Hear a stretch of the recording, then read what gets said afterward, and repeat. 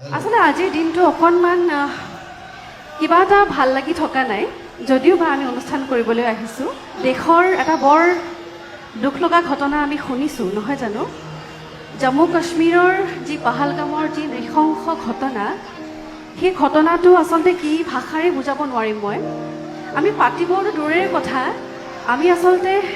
ভাবিবও নোৱাৰোঁ কিমান নৃশংস কিমান নিৰীহৰ তেজৰ লগত খেলা কৰা হৈছে ধৰ্মৰ নামত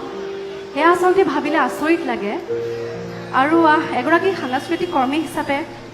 বা গান গোৱা মানুহ হিচাপে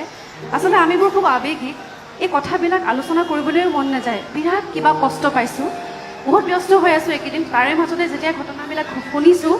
বিৰাট আঘাত পাইছোঁ আৰু মই কিনো ক'ম আমি সাধাৰণ মানুহ তাৰে মাজতে এটা কথাই ক'ম যে কেন্দ্ৰীয় চৰকাৰে যাতে